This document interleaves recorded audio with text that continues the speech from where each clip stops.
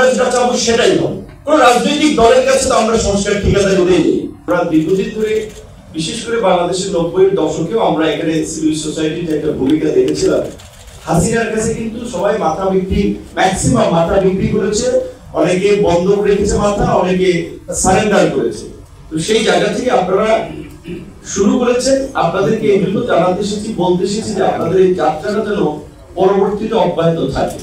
আপনারা আবার পরবর্তীতে কেউ ক্ষমতা আসলে আপনাদেরকে বিভিন্ন প্রতিষ্ঠানে বসাই দিলে আপনারা চুপ করে যায় না, তাহলে কিন্তু বাংলাদেশ একটা ফ্যাসিবাদ আসবে। এখন আসেন যে বিষয়টা আপনারা আলোচনা করতেছিলেন, আমি এখানে অবশ্য মঞ্জু ভাই কথাটি বললেন, ঐক্যমত্য কমিশনের তাই দেখেছি অনেকগুলো দলকে ডেকেছেন, কিন্তু ওই জর্জ অরওয়েলের এনিমাল ফার্মের লাইনটার মতো বিখ্যাত লাইন হতো, all animals are equal but some are more equals than other. তো এই ডিসকাশনটা এরকম বেসিস হচ্ছে যে মঞ্জু ভাই তো একটু ওপেনই করে দিলেন যে তিনটা দলের সাইড লাইনে। মঞ্জু ভাইকে বলবো কেন তিনটা দলের সাইড লাইনে? এই তিনটা দল ইয়েস বলবেন সাথে একমত যে নাম্বারিং করলে বিএনপি কে we can give preference, respect them to তাদের কি কন্ট্রিবিউশন আছে, আমাদের হচ্ছে কি কোন অংশে তাদের হচ্ছে আমাদের কম কন্ট্রিবিউশন আছে রাজপথে লড়াই সংগ্রামে। তাহলে কেন আপনি আগেই তিনটাকে সুপিরিয়র করে দিচ্ছেন কিংবা ক্লাসিফাই করে দিচ্ছেন? এইখানে আমাদের কিন্তু মানসিকতার পরিবর্তন দরকার। দ্বিতীয় কথা হচ্ছে এই অভ্যুত্থানটা তো কোনো রাজনৈতিক দলের নেতৃত্ব হয়নি, রাজনৈতিক দলের সংগ্রাম ব্যর্থ হয়েছে, ছাত্র জনতা নাগরিকদের সম্মিলিত প্রচেষ্টায় অভ্যুত্থান হয়েছে।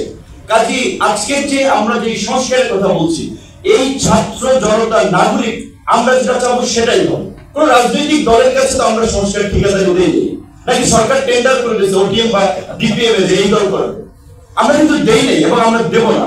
যেজন্য আমরা বলছি আজকে আপনারা বলছেন এইখানে আমরা যদি ইফেক্টিভ আলোচনা করতে যাই, যেমন হ্যাঁ বিশেষ করে কোন দল কিংবা যদি একটা বিশাল জনগোষ্ঠীর প্রতিনিধিত্বকারী কোন সংগঠন হয়, তাদের ভ্যালিড কোশ্চেন থাকলে সেটাকে অ্যাড্রেস করা যায়।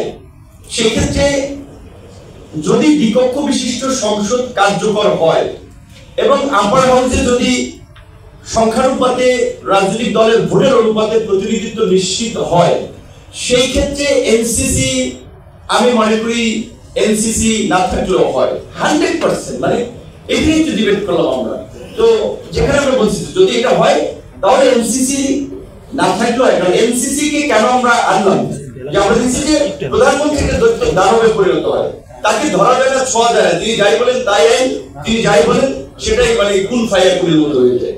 তো সেইখানে ওইটা ব্যালেন্স করার জন্য আমরা এনসিসির কথা বলছি।